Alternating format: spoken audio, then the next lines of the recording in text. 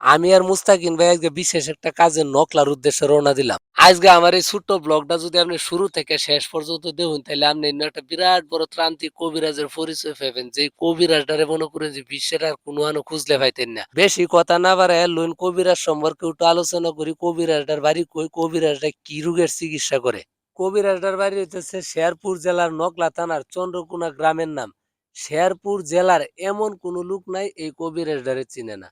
আপনারা শেরপুরে যাইয়া যে কোনো জায়গা থেকে দাঁড়ায় থেকে যদি কোন যে আমি চন্দ্রকোনার হাড়ভাঙা কবিরাজের বাড়ি যাম, তাহলে যে কোনো গাড়িওয়ালা আপনারা লইয়া যাইব গা। এইবার আইন তার চিকিৎসা সম্পর্কে একটু আলোচনা করি। আপনার মনে করুন যে হাত, ঠ্যাং, কোমর, মাজা, ঘাড়ের আরক যে কোনো ধরনের আরক ভাঙ্গা গেছে, হাড় ভাঙ্গা গেছে, অ্যাক্সিডেন্ট করছুন, কোমর ভেঙে গেছে, ঠ্যাং ভেঙে গেছে, উরাত ভেঙে গেছে, কোনো চিন্তা করুন না যে ডাইরেক্ট রুগীটারে লইয়া এই চন্দ্রকোনা এই বেড়ার বাড়িতে আয়া পড়বেন। এই বেড়া মনে করি যে গাছ তো ওষুধের মাধ্যমে আপনার চিকিৎসাটা করে থাকে।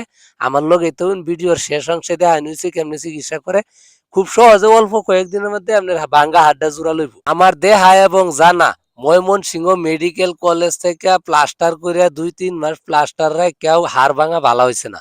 পরে বহুত রুগী এই চন্দ্রকোনার এই মুরব্বীর কাছে যায় হেরা অল্প কিছুদিনের চিকিৎসায় হি ভালো হয়েছে। এরকম নজির আমি বহুত দেখছি। আমারও একটা হাত ভেঙেছে, পরে এই হাত ভাঙা লইয়া ময়মনসিংহ যায় প্লাস্টার করছিলাম। প্লাস্টার করে আমার কোনো উপকার হয়েছে না। অনেকদিন ২১ দিন পর্যন্ত প্লাস্টার রাখছিলাম। পরে আমি বাধ্য হয়ে এই কবিরাজের বাড়িতে গেলাম। আমরা বাড়ি হালুয়াঘাট থানা। এই হালুয়াঘাট থানা থেকে আমরা একটা মোটরসাইকেল লইছি। আমরা ডাইরেক্ট চন্দ্রকোনা একের এক মোটরসাইকেলে যাইতেছি গা। আমরা আসলে এই ভিডিওটা করতেছি শুধু ওই কবিরাজের প্রমোট করার লেগে না। ওই কবিরাজের চিকিৎসা সম্পর্কে আমরা যতদূর জানছি এই পর্যন্ত ওই কবিরাজের কোনো ব্যাড রেকর্ড আমরা পাইছি না। যা শুনছি সব মানুষই কইছে যে তার চিকিৎসাটা খুবই ভালো, টিয়া পয়সা বাজাবাজি করে না। দেখতে দেখতে আমরা কবিরাজের বাড়িতে আয় পড়ছি। কবিরাজের লগে মুস্তাকিন ভাই ফোনে কথা কইতেছে। তো খুব বেশি দূর না হয়তো আয় পড়ছি আমরা কবিরাজের বাড়ির কাছাকাছি। তো থাকুন লগেই দেখুন কবিরাজের চিকিৎসাটা কিরকম।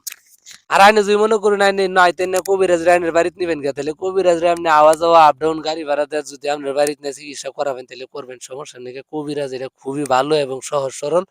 টিহা পয়সা খায় না। আপনি খুশি ইচ্ছা যা দেন তাই হি নে, কোনো সময় কয় না যে এত দিলেন কে। আপনারা যে কেউ চাইলে আইতে পারেন। এই যে দেখুন সাদা সহজ সরল আয় পড়ছি আমরা এই কবিরাজের বাড়িতে। এই যে কবিরাজ পরে মুরব্বীর লগে বইয়া চা পান খাইলাম। মুরব্বীর চিকিৎসা সম্পর্কে আমরা লগে আলোচনা করলাম। আমরা শুনলাম। পরে দেখি যে আমরা এলাকার অনেক মানুষ চিনে, অনেক মানুষ তার বাড়ির থেকে চিকিৎসা আনছে। তবে আমারও খুব ভালো লাগছে উনার লগে কথা কয়ে। পরে চিকিৎসা লয়ে আমরা উনার কাছ থেকে ফিরে আইলাম। আমরা বাড়ির দিকে রওনা করতেছি। কিন্তু এই রাস্তার ভিতরে আমরা একটা আচানক ঘটনা ঘটছে, এটা পরের ভিডিওতে কইলাম।